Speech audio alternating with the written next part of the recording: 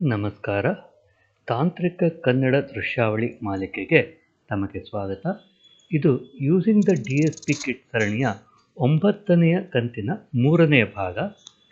ಇದು ಇದರಲ್ಲಿ ನಮ್ಮ ಇಮೇಜ್ನ ಹೇಗೆ ಜನರೇಟ್ ಮಾಡಬೇಕು ಅಂತ ನೋಡೋಣ. ಹಿಂದಿನ ದೃಶ್ಯಾವಳಿಯಲ್ಲಿ ನಾವು ಇಮೇಜನ್ನು .c ಅಂತ ಬಳಸಿ ಅದನ್ನು ಇಂಪೋರ್ಟ್ ಮಾಡಿದ್ವಿ.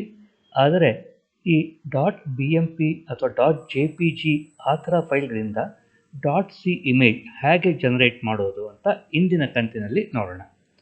ಇದರಲ್ಲಿ ಸ್ಟೆಪ್ಸು: ಮೊದಲು ಯಾವುದಾದರೂ ಒಂದು utility, MATLAB, octave, Scilab, OpenCV ಅಥವಾ ಇನ್ನು ಯಾವುದೇ ತರಹದ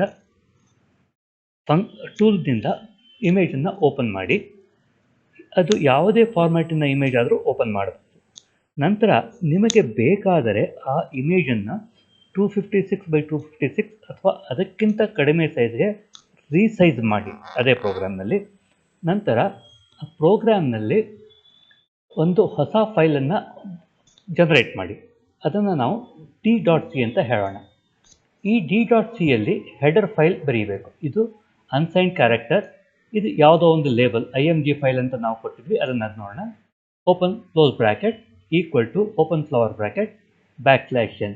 ಇದು ನಮ್ಮ ಇಮೇಜ್ ಫೈಲ್ಗೆ ಹೆಡರ್ ಆಯಿತು. ನಂತರ ನಮ್ಮ ಮ್ಯಾಟ್ಲ್ಯಾಬ್ ಅಥವಾ ಆಕ್ಟೇವಲ್ಲಿ pixel by pixel value read ಮಾಡಿ ಅದನ್ನು ಕ್ಯಾರೆಕ್ಟರ್ ಅಂತ d.c ಫೈಲಲ್ಲಿ ಬರೀಬೇಕು.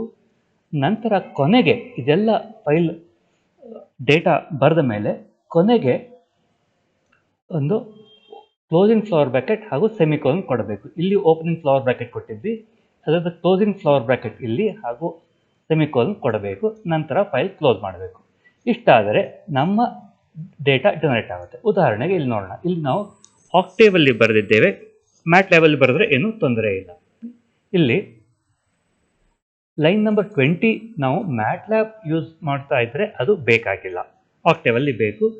ನಾವು cameraman.jpg ಅನ್ನೋ ಫೈಲ್ನ ರೀಡ್ ಮಾಡ್ತಾ ಇದ್ದೀವಿ. ಬೇಕಾದರೆ ನಾವು ಫೈಲ್ನ ರೀಸೈಜ್ ಮಾಡಬಹುದು, ಇಲ್ಲವಾದರೆ ಅದನ್ನ ಆ್ಯಸ್ ಇಟ್ ಈಸ್ ಯೂಸ್ ಮಾಡಬಹುದು. ಇದರದ್ದು ರೋಸ್ ಆ್ಯಂಡ್ ಕಾಲಮ್ಸ್ನ ರೀಡ್ ಮಾಡ್ತೇವೆ.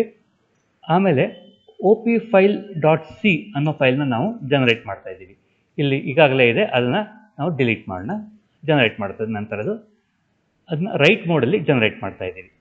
ನಂತರ ಲೈನ್ ನಂಬರ್ 25ಅಲ್ಲಿ ನಾವು ಆ ಹೆಡರ್ ಇನ್ಫಾರ್ಮೇಷನ್ ಬರೀತಾ ಇದ್ದೇವೆ.